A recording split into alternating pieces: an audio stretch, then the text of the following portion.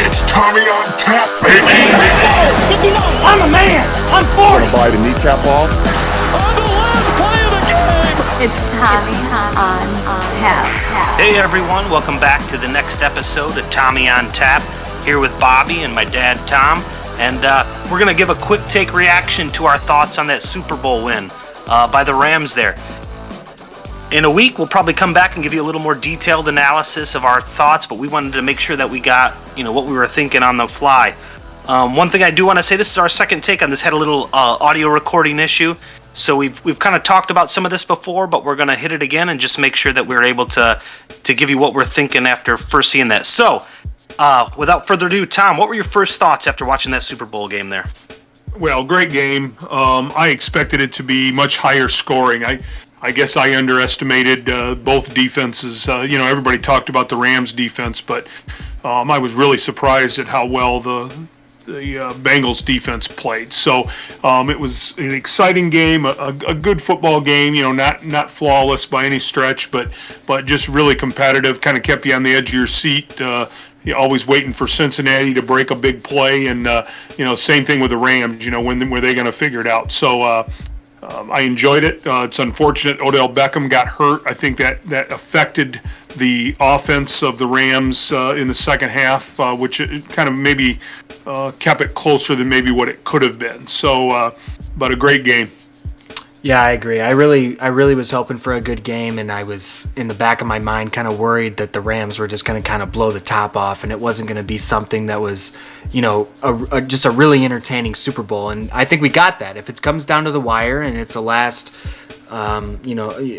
possession type of game, then you got a good Super Bowl, and that's what we got out of Stafford. And I agree that the Bengals defense really did a great job, and Hendrickson came up with great plays, like you talked about in our last episode, Dad. And it was an entertaining football game. It kept me on the edge of my seat. I agree, it wasn't flawless, but it certainly kept me glued to the TV. Yeah, absolutely. I think that when we first did our prediction show, we thought the scores were going to be in the 30s to 40s. Obviously, the defenses played a little better than we expected. But it still largely came down to what we kind of talked about, right? So Matthew Stafford stepping up and making big plays at the end of the game, leading that drive there. And then I felt a little relieved that kind of my thought was it was going to come down to the Rams defense being able to make plays, right? We were going to hear the names Aaron Donald. We were going to hear the names Von Miller. And while they were pretty silent in the first half, in the second half, some of those adjustments that they made really got those guys to be able to get some pressure. And I think the tail of the second half was the Rams defense being able to get to Joe Burrow. Yeah, I don't think that Chris Collinsworth hits the nail on the head very often, but he absolutely did hit the nail on the head, kind of making the point that they're at the end of the game, that who's going to be making the play, wrapping Joe Burrow up and throwing him to the ground. It's going to be Aaron Donald. And it wasn't a pretty game by the Rams defense the whole game, but it certainly was within the last minute and 45 seconds. When I was talking, my wife and I were watching the game, and when we thought it was funny that Aaron Donald had that whole game was working against being double teamed. The second half, they found some ways to get him one-on-ones a little bit, but that last play, I'm not sure what happened. I want to look at it in a little more detail, but it looks like they almost didn't block him, and he was able, so it was interesting on that last play that he was able to get some pressure there. Yeah, and it is funny. I think that both teams were a little too conservative. I think in the first half, the Rams continued to try to run the outside zone, and the Bengals did just a great job of keying on that. The linebackers just attacked the line of scrimmage, forced the cutback, and they did a great job of stopping that play. And then, the Bengals just have all that talent on the outside, and I think early when the Rams were continually just going with a four-man rush, I think they could have forced the ball down the field a little bit more to get to the playmakers, and that might have made a difference. But boy, once the Rams made their adjustments at halftime, they other than that first play, which was a controversial non-call there on the corner, Other than that, the Rams defense was just lights out. I mean, they controlled the tempo of that whole thing. Yeah, I mean that call that Jalen Ramsey didn't get. Obviously, it was the receiver grabbed his face mask, grabbed his bicep, and threw him. But whatever. I mean, that happens in football. They didn't see it. Whatever. But I thought it was interesting. I was looking at the stats here a second ago.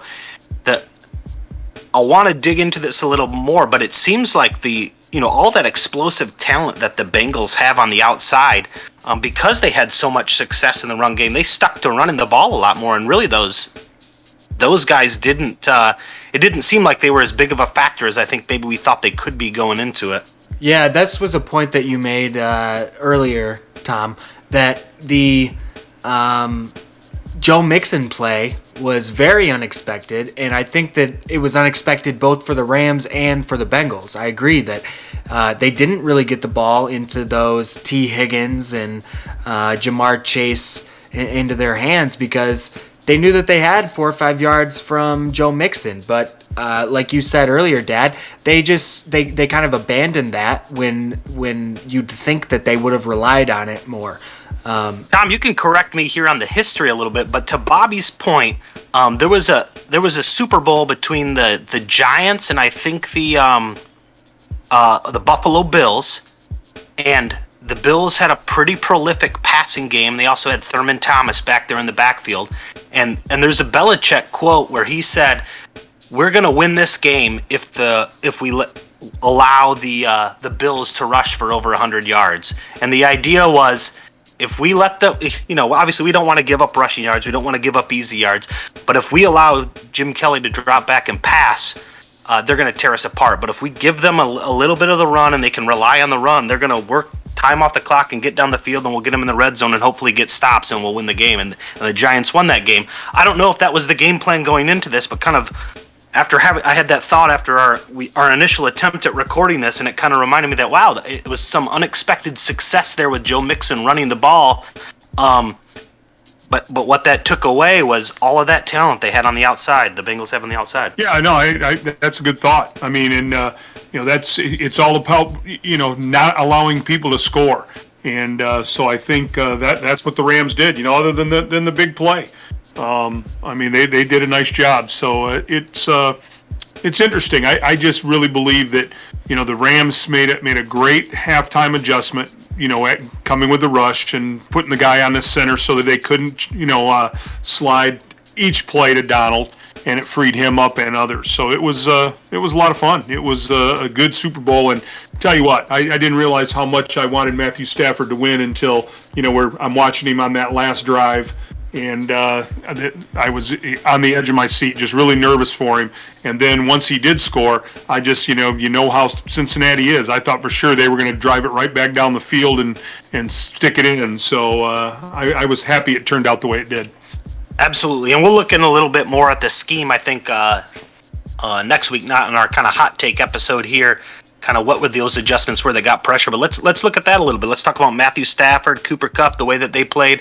I know when we recorded this earlier that didn't take. We made our predictions of who would win the MVP. Doing this one, we know now who won the MVP. Obviously, it was Cooper Kupp. So I mentioned I think it could kind of go either way between Cooper Kupp and Matthew Stafford. It's difficult, I think, for the wide receiver to get it when the quarterback's throwing it as well. But happy to see him get it. I think that last touchdown probably sealed the deal for him. What are your guys' thoughts on the play of Cooper Kupp and Matthew Stafford and just any individual play that you want to talk about?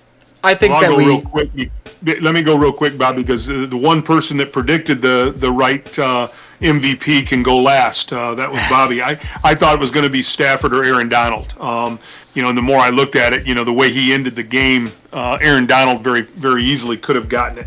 But Matthew Stafford, with Odell Beckham out, Tyler Higbee out, everybody the other receivers were not effective. Jefferson didn't make catches. The kid from Notre Dame wasn't making catches. He made a couple, but Skoranek cost him an interception. Yeah, he had to go to Cooper Kupp. And that last drive, man, he just zeroed the ball in. He was covered. It's not like he was running free. He was covered on every one of those passes, and Matthew put it right there. And and again, obviously he's got to catch it, but dropping back in the face of pressure and making those decisions, I still think it should have been Matthew. But hey, I know he's happy for Cooper Kupp. He's a team player, and Matthew just cemented himself into the Hall of Fame because he probably was going anyway, but now he's got that Super Bowl under his belt, and well-deserved. He's a hell of a pro football player and has done everything that he could to get there. So now he's a Super Bowl champ. The Lombardi Trophy's in his case. Yeah, I think that what you got from Matthew Stafford is what Matthew Stafford has always been, and that is you're going to throw a couple picks. You're not going to maybe have the greatest looking stat sheet of all time, but when the ball needs to be put past the goal line, Matthew Stafford is going to do it in the last 2 minutes, and that's that's what he did. He got the ball and he ran a 6-minute drive. I remember just looking at that screen and saying, Matthew Stafford has to go, 80 yards or whatever he had to go, and there's 6 minutes left, and Burrow's not going to have a whole lot of time to do a whole lot of anything. And it doesn't matter if you threw a couple picks. It doesn't matter if you, didn't have the perfect game.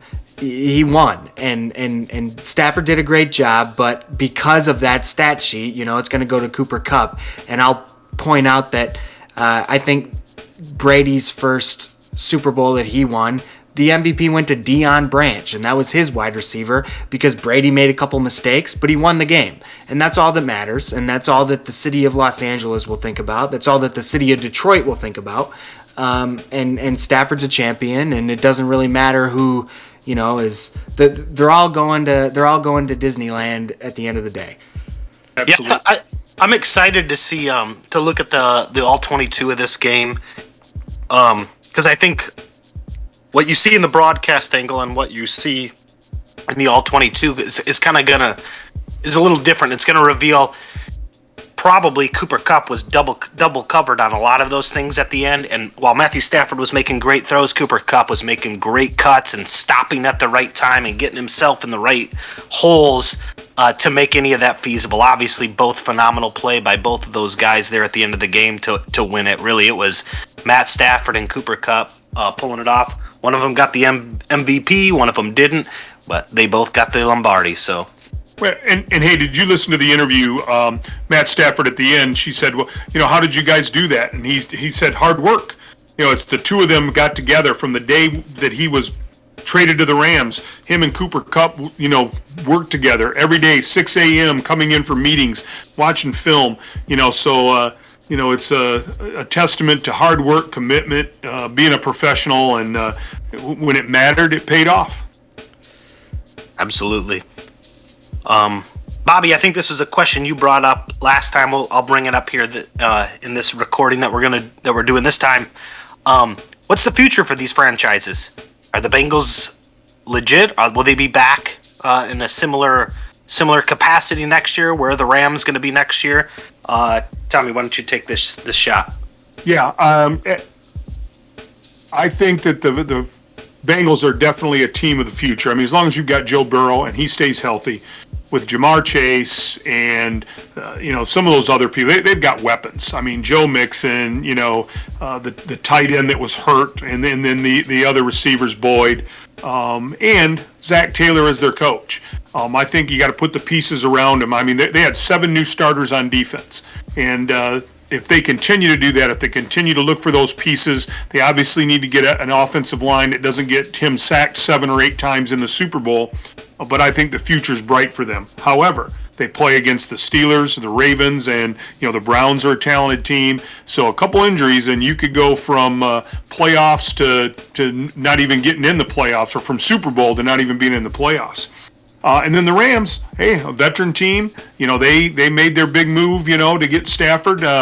Stafford's 14 years. Who knows what he's going to do? Rumors about McVay going to the broadcasting booth. Rumors of Aaron Donald retiring.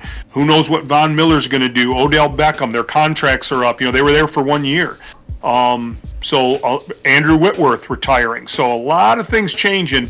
in LA. And, I don't know, Jalen Ramsey, I know he's supposed to be the best corner in football, but, from the championship game to this Super Bowl, he did not necessarily look like the best corner in football. So who knows where the Rams are going to go? And they're in a very tough division with the 49ers, the Cardinals, and the Seahawks. So two great teams. It'll probably still be, pieces in the puzzle next year, but who knows?